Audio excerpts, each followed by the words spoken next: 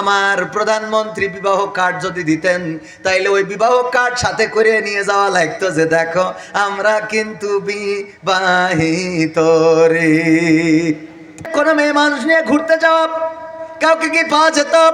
বরং যারা বিবাহিত তারা বউ নিয়েও যদি যেত, সাথে আবার কাগজপত্র, ওই যে ড্রাইভিং লাইসেন্স যেমন নেওয়া লাগে তেমনি ভাবে কাবিনের শর্টকাট একটা কার্ড বানায় যাওয়া লাগতো।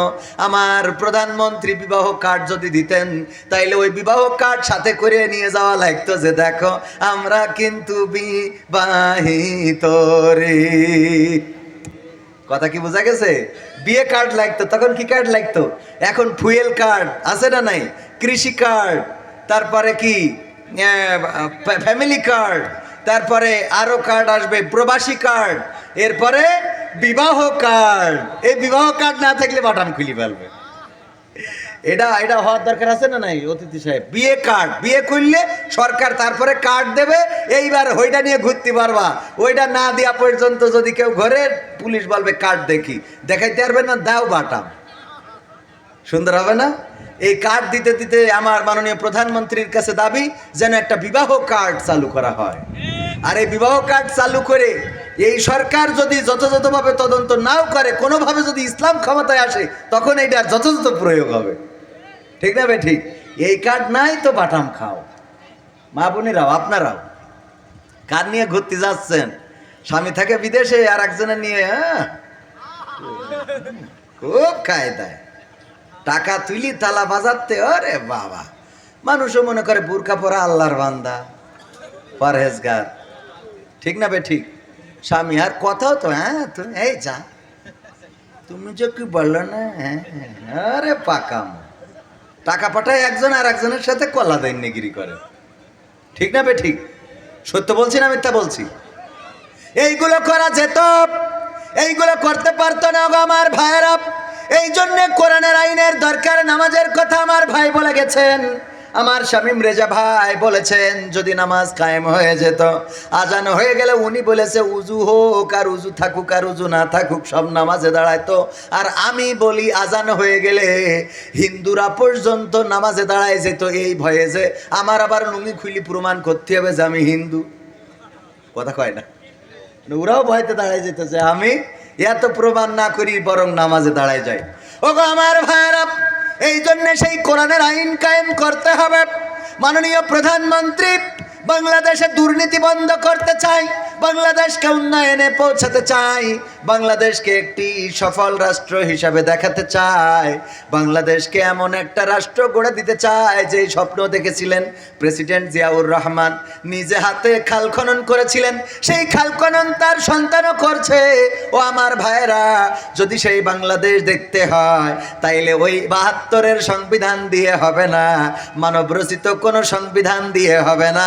জমিন যার, আইনটা যদি তার হয়ে যায় তবেই শুধুমাত্র দেশে শান্তি আসবে। বলেন ঠিক কিনা?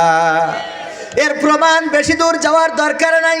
আল্লাহ রাব্বুল আলামিন বললেন, মুখ দিয়ে খাবা আর নাক দিয়ে সুঘ্রাণ নিবা, চোখ দিয়ে দেখবা, কান দিয়ে শুনবা, এইটাই আল্লাহর আইন। এটা কার আইন? এটা আল্লাহর আইন। এখন যদি কেউ মুখ দিয়ে না খেয়ে কেউ নাক দিয়ে ঢুকায়, বলেন দেখি নাক দিয়ে ঢুকাইলে কি তার খাওয়া হবে? বরং খাদ্য মাঝে মাঝে যদি কোনোভাবে নাকের মধ্যে যায় তাইলে কিন্তু তার অবস্থাটা কেরোসিন হয়ে যায়। বলেন ঠিক না বে ঠিক? মুখ দিয়ে যদি কেউ সুঘ্রাণ নিতে চায় সম্ভব, জিহ্বা দিয়ে স্বাদ নেওয়া আল্লাহর আইন।